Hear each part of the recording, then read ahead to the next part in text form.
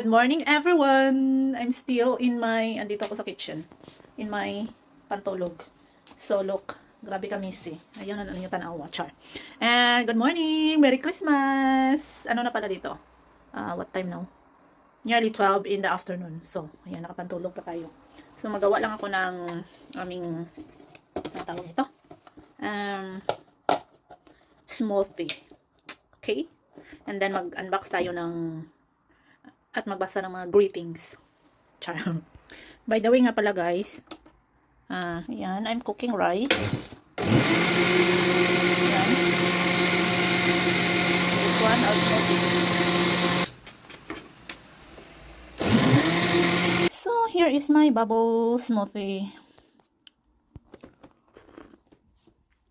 Espresso ang baso, pero smoothie ang nasa loob. By the way, guys, nag-ano lang kami, we are just staying in Belgium. We did not go out for holiday this Christmas and New Year. So, yesterday night, we had a Christmas Eve dinner with our church family and my sister-in-law as well. So, it was just a quick one, just talking over dinner, and yeah. Nothing really special, so I did not take some videos. I have some short clips, ipakita ko lang sa inyo in a bit. And some photos, that's it. And then we had our dinner together, that's all. And yeah. Just a simple one, but it's nice to be with friends during this Christmas, even though we are far from our home country, you know. Nakakamiss din talaga yung mag-spend ng Christmas sa Pilipinas with our loved ones, yeah. As you know, here in Europe, is not that, you know, special. Special naman, but hindi talaga kagaya sa Pinas yung pag-celebrate ng Christmas. I know yung mga nasa abroad, alam nyo. Maliban na lang siguro kung may community o Filipino na mag-celebrate together ng Christmas, you know. Pero dito kasi sa Europe, not all is nagsi-celebrate together yung mga Filipinos. So, not really, kumbaga family lang talaga yung iba. So buksan natin tong mga na-receive natin. Actually, minsan early, minsan later, mga January yung iba. Hindi siya kumakapit. Pero whatever, ang cute niya. Tingnan. Ayan. So ito, tingnan natin kung ano to.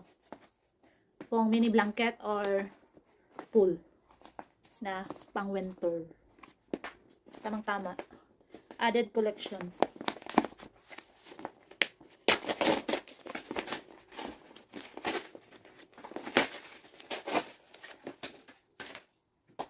Ay, hala, pool siya. Ano pa tayo pang tulog? Oh? Ay, ang galing. Lamig. Malamig to. Ay, pang ano to? Ito yung magandang brand sa mga damit. France.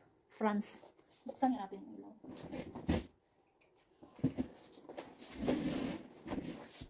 Ayan. Oy. Mukhang malaki siya pero okay lang.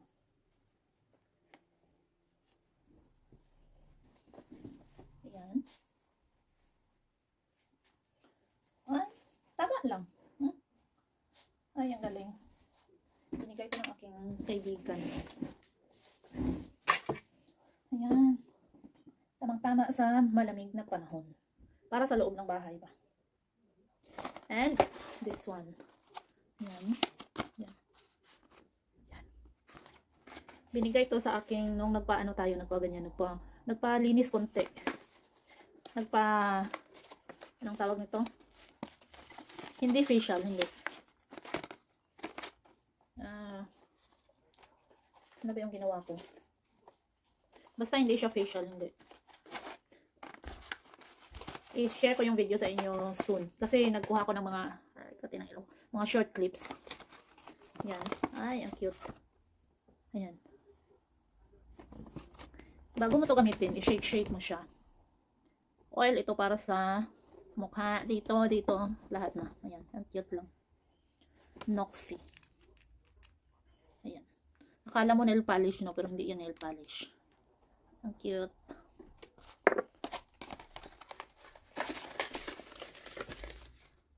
Ayan yung name, oh. Ay, hindi kita. Lux Love. Laser, hair removal, at meron din siyang massage. Ganun. And this one. Ayan yung laman. Meron siyang ano din to, France na brand. Hindi ko mabanggit. yung pangalan dito. Ayun siya. Teka lang, ibaliktad ko yung camera. Saglit lang. This one. Ayan.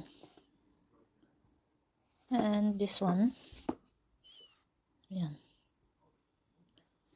France. So, meron na siyang favorite na scent ko to kasi mild lang siya pero long lasting. Meron siyang shower gel, merong hand cream, and perfume. Fresh fragrance. So, it's Gaudali, Paris. Gusto ko tong scent na to. Compare dun sa purple and yung green tea. May lavender din ko purple, hindi purple. Ito lavender. Yung green tea. Mas type ko tong purple na to. Ayan siya. Magandang pang gift, no? Ayan. Hindi ko muna siya gagamitin kasi meron pa naman tayong ginagamit. Ito, mabango din to. Eau de Parfum. Woman's Secret. Ang bango din, long lasting. Tapos, meron na naman tayong na-receive din na galing sa aking work. So, mga agenda yan dito, ang nasa loob. Ayan. Ayan. For the whole year of 2025 na naman to. So, andito lahat yung mga kailangan mo. Ng mga information. At the same time, calendar na din siya.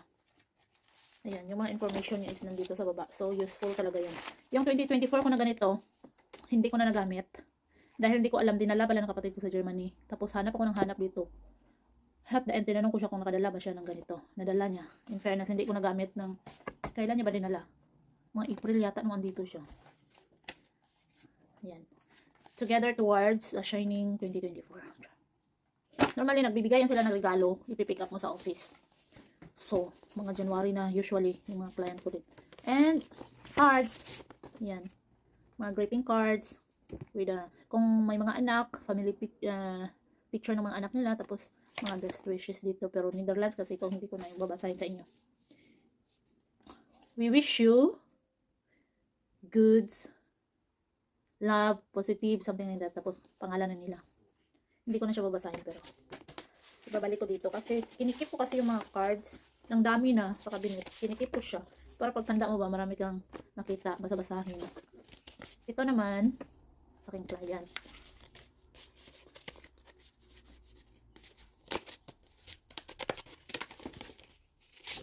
Yan. Yan sila. Ay. Uy. May 20. Malaki na din to. Nagbibigayan siya. Christmas, year end. At saka sa birthday ko. Yung birthday ko nung November 25 yung binigay niya. Tapos, ngayon 20.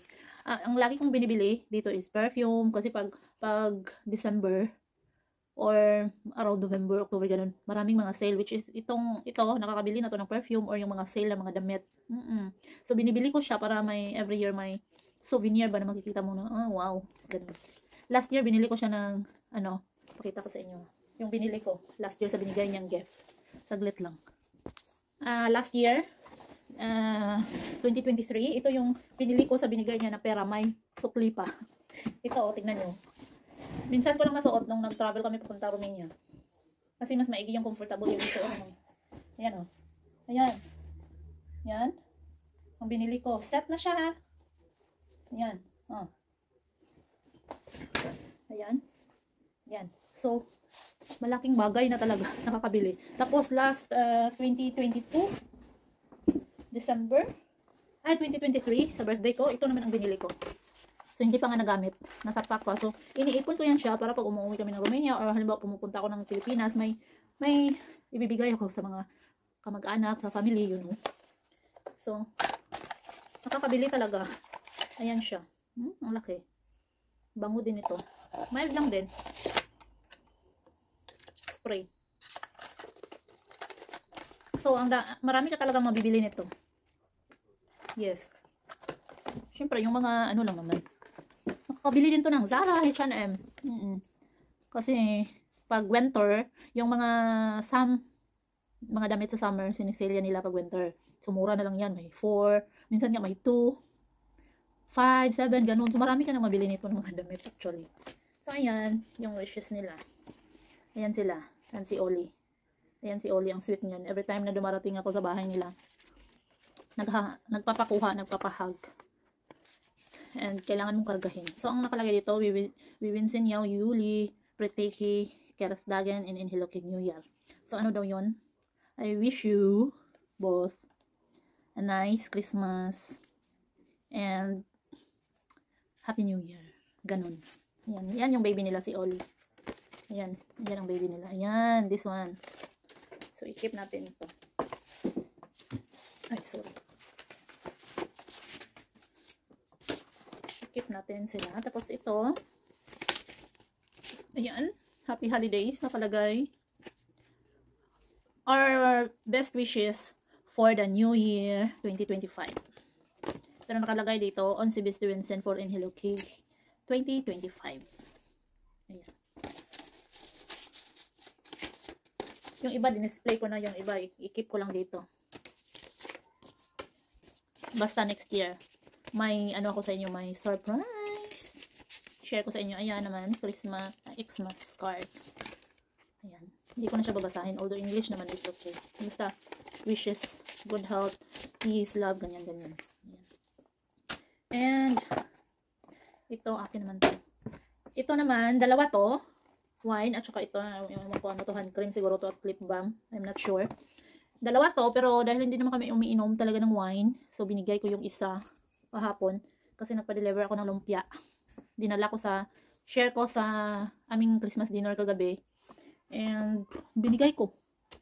Doon sa friend ko na Filipina na naggawa ng lumpia. So, ay, hindi ko pala nakuha ng picture. For video. Fine Fish Dagen. Ano kaya to? Buksan natin. Ay, ano kaya to? Alam ko naman kung ano to kasi meron naman dito. Ah, pang lip balm at saka hand cream. Pang winter talaga.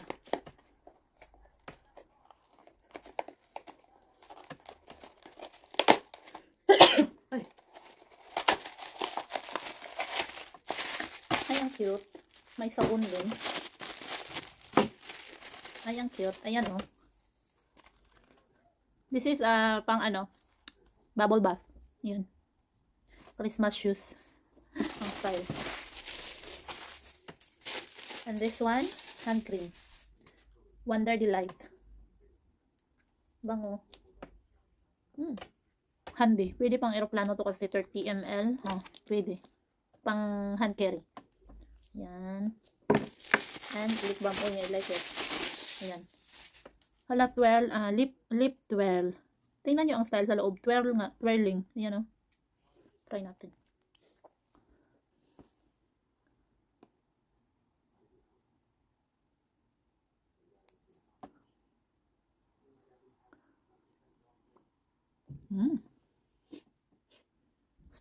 Strawberry yung amoy. Ganda. May glitters. Like it. Cute. Cute. And this one, I'm sure chocolate to. Parang nakakaanong sirain mo. Kasi will balot. Chocolate to sigurado. Chocolate na. And these are yummy. Kaso lang masyadong matamis.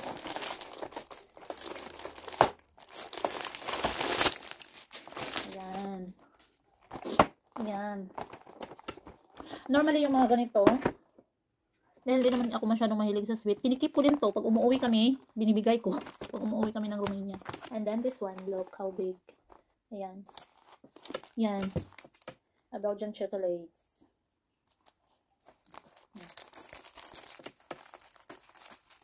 Yan. So, yan lang. I'm sure sa January pa yung iba. Anyway. Tingnan nyo yung lip. Ganda.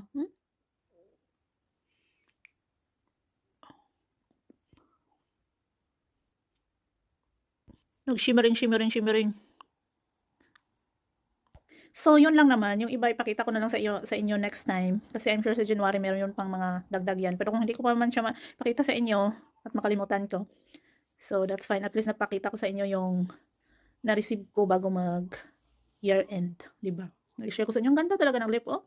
Lip tint. Ay, andyan naman. Pimple. Anyway, thank you so much for watching, guys. Merry Christmas at happy unboxing your gifts. gifts. So, normally dito sa Europe or UK, 25 yung nag-unbox na sila ng mga regalo, ganun. So, nakiuso na din tayo, no? Sa atin kasi, earlier, or 25 talaga, ay 24 talaga ng gabi. Anyway, yun lang.